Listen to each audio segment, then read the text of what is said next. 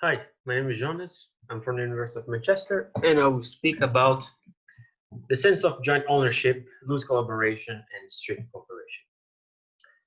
Roughly, my argument will be that I will use joint ownership to explain how we can both feel we are team reasoners and use team reasoning to solve the high-low and other problems. With this concept, I will explain the difference between strict cooperation and loose collaboration, and finally, the difference between public spaces and open spaces. So I have a separate video explaining what's team reasoning and what's joint commitment and explaining the games, so you can check them if you don't know them. So team reasoning can only solve the high-low if there is solution thinking. This is what solution thinking as well as says. It requires an input belief that we are both team reasoners. And then we identify the obvious solution, which is high-high. And then we form the output belief, which would be I would choose high and you would choose high. Now, the problem is that this input belief that we're both team reasoners, how do I get it? And it needs to avoidable process, because in a situation like a person's dilemma, it can get complicated. So how do I get this feeling? And remember that there can be no possible communication, no form of agreement, no form of joint commitment, no interaction whatsoever, no even tacit, no exchange of glances. So the way I have to solve this is by using the idea of affordance. So affordance basically is that the environment provides us ways to interact with it. So like water. Water is drinkable. So a door with a knob. You open it using the knob. That's what the door with a knob affords you. Open it using the knob. Now think about a rowing boat with 4 people. Now what it affords you is that it's moved by the 4 people there rowing. If you are in a rowing boat for 4 people and there are 4 people, then you will just think that yes, we are all going to row. Now imagine that the person at the rear back, that person is not rowing. He is literally the free rider. Certainly, the other people will get very angry. When they get to the shore, maybe there is a strong storm, they cannot talk to each other, so when they get to the shore, they will rebuke. But why are they rebuking? Why do they feel that they are entitled to rebuke? So the situation is affording what I will call as joint ownership of the agency. Now that might seem strange to say, ownership of an agency, because actions are not objects, so how can you own them? It's not new to say that you can own an agency. Think of Marx, labor power, or Kant, where you can exchange a deed, or John Locke, these 2 citations on the screen there, that the man has a property over himself, and he has a property over his labor and over his actions. Now, John Locke wanted to explain private property. That's not what I want to talk about here. What I wanted to say is that we can own an agency, not like an object. It's a different thing. Think about like ownership of ideas is different than ownership from objects. So ownership of agency, I'm using ownership because it's about belonging. It's about an agency belonging to you. I know that can be complicated because if you hire me to paint your wall, it's still me who has to perform the action. Now that's different from a ball. If you buy my ball, you can do whatever you want with the ball. You can take it from away from me, but you cannot take my performance away from me. So that's connected to what's called sense of agency and sense of ownership. Sense of agency is the sense that I am the one controlling my action. I raise my arm, I feel that I'm the one who caused it and who's controlling it, who guided it. That's the sense of agency. If someone, I don't know, do some electric shock on my brain and cause my arms to move, then I don't feel this sense of agency. I don't feel I'm the one who made it move, but it's still my body who went through this experience. So that would be the sense of ownership. If you read in literature, it's related to the body. So it would be ownership over their body. Now, what I mean ownership over the agency, it's not the sense of agency. It's not. But like if I hire you to paint a wall, imagine I hire you to kill someone and you go and kill someone. Yes, the act of killing, that's agency over there. It's you who's going to feel it. But we're both responsible. So it's more about accountability. So think of a game with turns, like penalty shootouts. At the end of the football match, you have to choose 5 persons from your team to kick the ball. They cannot repeat. And or think of a game of chess where there are turns. There's my turn and your turn. So imagine that there is my turn. It is my turn, and I get distracted. You need to call my attention. You cannot just play twice. You have to call my attention because it's my turn. You see, there is a belonging. It belongs to me. The turn, the place of action would be like that location of action, temporally and geographically. It's an attachment. It's to see someone and attach that person to the performance. So you see someone behind the wheel, you attach the movement of the car to the person. Or think about this example, because it's not about really about a causation. It's a normative relation.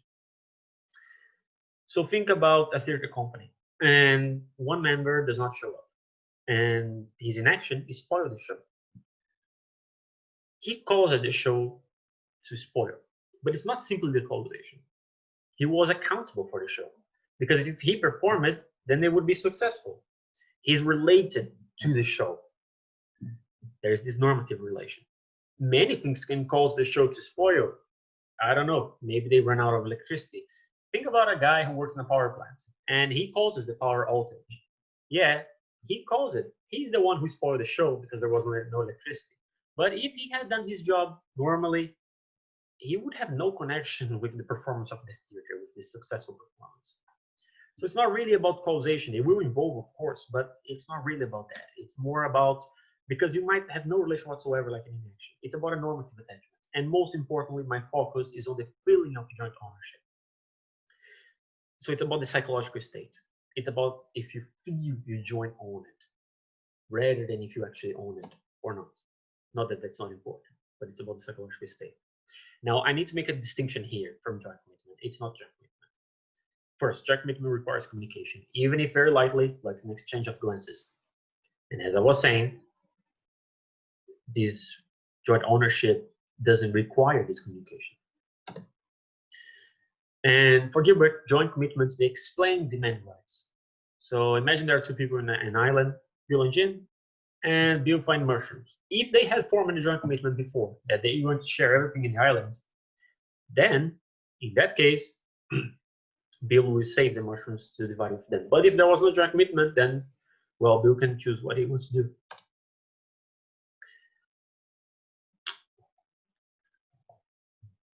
Now, what I'm saying is that if Bill, they never spoke about an agreement, and Bill find the mushrooms, he might feel that they are jointly owned. He might just feel that, no, I need to share with Jim. Even if they never had spoke about how to share mushrooms, if they ever find an area. Now, I'm basing myself on an experiment with young kids, 3 years old. They start to import ownership based on territory. So they see some object near to the person, they think it belongs to the person. Now, the important thing from this experiment is that it suggests that this feeling of ownership does not require an acquaintance with legal rules. So it's more like the legal rules come after.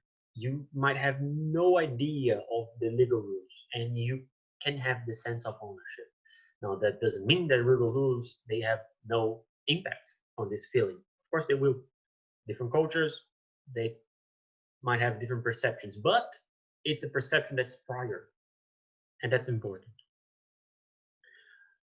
All right, so with this idea of joint ownership, I can make a division between loose collaboration and strict cooperation. Now, strict cooperations are the robust forms of cooperation. It's the team reasoning. It's both playing co-op and the team reasoning. There is a normative relation between them. They are attached to that performance. So think about playing a football match. If you are either in the bench or playing, you are accountable for what happens to the team as member of the team. Now, loose collaboration would be, imagine you're a foreigner and you are watching a football match in a pub and there are fans from both teams, but you join the fans from one team, maybe because like the club, and you start chanting with them. Now, this chanting, which is sing with everybody else, now that's a coordination. It's a meaningful coordination. It's not a coincidence. It's meaningful. So it is a joint agency, but there is no demand to change. You might just leave. Oh, this would be weird, but nobody's entitled to demand you to stay there. You can leave at any time. So that's why I call it as loose collaboration. Now it's interesting that if you are in the stadium, then the supporters, the fans, the organized fans, they will feel that they jointly own with the team the performance of the team. And even the players, usually they say, oh no, the supporters were pushing us.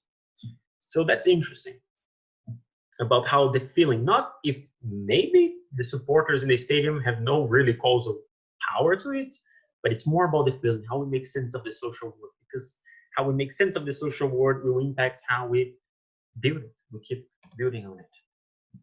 Now, this division is important because it can help us to better allocate the different theories. So strict cooperation will involve team reasoning. So we should not try to explain loose cooperation using team reasoning. Likewise, joint commitment, certainly they exist. They might be abound, ubiquitous. But we should not explain loose collaboration using joint commitment. So most collectivist accounts, they will be very suitable to explain strict cooperation because they're dealing with strong forms of real reasoning and with a normativity. But there are joint activities that they don't have this, and then other theories are better suitable, like Brackman's theory of shared planning, or implicit coordination, or aggregative accounts, or any individualist account. They are just different phenomena, and hardly one of these theories will be able to deal with all of them. And look, this is just one distinction. It's a distinction between the normativity, which is very important. It's not a distinction. It's not that loose collaborations, they don't have interlocutions. They might have. Chanting with other people is hard. It involves interlocutions. Okay, so with this concept of joint ownership, I can make one final distinction, which I think is very important, which is between public spaces and open spaces. Now, a public space is what you think. It's what belongs to all of us. Okay, so imagine I own my house and I'm very dirty. You might judge me. You might say, oh, you're very dirty. But you're not entitled to demand me to clean my house. Or at the very least, I don't feel you're entitled to do that. Now, if we live together and I leave the kitchen dirty, then you can revoke me because the house, the kitchen, is public owned, is jointly owned by both of us. Public is only for a set of people, in that case, both of us. An open space is something a bit different. So think about a town square, a public square. And it's interesting because on the paper, they are public, they belong to everybody. So nobody can claim ownership, private ownership over it, like I'm going to build a house here. You cannot. They are shared, people cross it. But nobody cares about it. The grass is tall, it's dirty, there are drug addicts at night. It's just abandoned. It's an open space. It's a space where people can meet, but they don't really care about it.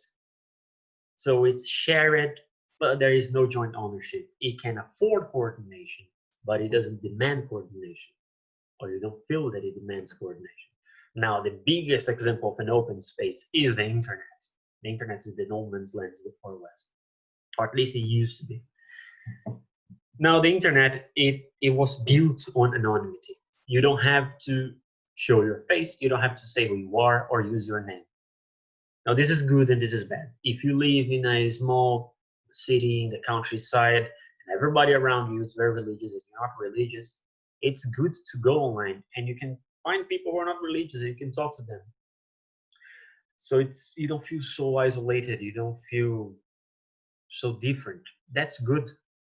Or think about virtual bullying. The way to protect yourself from virtual bullying is by being anonymous, by not revealing your face for every little thing you're doing online. So it can protect you. The same way that vote is secret, because anonymity protects. But the other side of it is that it loses this joint ownership. It loses accountability. It protects you from other people being entitled to demand something from you. The good thing is that. The bad thing is that you might be racist, or you might be a Nazi and find other Nazis or other racists. So there are forums like 4chan. The rise of neo-Nazis is very related to 4chan in some countries. Because you just find people like you and not accountable for what you say. So you say whatever you want. Or go to any comment section in these websites, web news sites. It is horrible. You're gonna find all kinds of stuff. Now, then, that's not to say that all of internet is an open space. Some of them afford this feeling of joint ownership. Think about University Blackboard, the forums that are within the university website. Or think about this forum right here. There's my face here. Look, my face is here. There's my name. There's the organization I study. I do my PhD in the University of Manchester. So the internet can afford public this joint ownership. But the problem is that most of the things that are mostly used, like Twitter, they don't. And that's what is very interesting and very dangerous. Because even without anonymity, there is no feeling of accountability in certain forums like WhatsApp, Facebook, Twitter, or this feeling of accountability is really diminished. People end up saying stuff that they would not say in the workplace. And it's not just fake news. They might just say a racist or a misogynist commentary. And the point is that they don't feel that you are entitled to demand that. They feel that like this is the internet, I can say whatever I want. Now think about like Trump's use of Twitter. Now he's been using Twitter before he was a president. And it's a place where, again, you can be anonymous in Twitter. So this point alone, the fact that you can be anonymous in Twitter already affords this anonymity. You never know if the person is or not. And that spill over to everywhere. So even if you are not anonymous in there, and in the case of Trump, I bet he has some secretaries who take care of it for him. But in either case, it belongs to him. And the way he uses it is he doesn't feel accountable for what he says. And moreover, we don't feel so entitled to demand from him, not in the same way as people in their workplace, for example. And he's not alone. Bolsonaro used Facebook and WhatsApp. For example, in the TV debates in the run-up for the elections, Bolsonaro would not go to these debates. He would use the Facebook Live. Actually, he still uses Facebook Lives to talk to the population of Brazil, where I'm from. And that's very crazy because it's the place where it doesn't afford this accountability, this feeling that we jointly own it. And that's crazy because he's the president. And the president saying whatever he wants doesn't feel that other people are entitled to demand that proper behavior from them. And that's the bad thing. It's that open spaces are important. But the way we're using internet, and especially now with the coronavirus, we can think about it, how the political arena, it's shifting to the internet. The internet is a place that it doesn't afford so much joint ownership. And that can corrode democracy because the public sphere, it's public because we jointly own it. We all together, it belongs to all of us. So the president, the way he behaves is accountable to all of us. Not just to he wants to be accountable, but to all of us, citizens of the country. And the problem is that now, more and more, maybe you don't even need to be in Twitter. The president, like Bolsonaro, can be outside of Facebook and he doesn't feel accountable anymore. So that's the problem. The problem is that the public spaces are becoming open spaces. And instead of having a joint ownership where we all understand that we are all equally accountable, there's no accountability. It will just become clash. Okay, so that's it. I hope you enjoyed it, at least a little bit. This is a bibliography you can quiz and you can check it if you want. All right, thank you very much for your attention.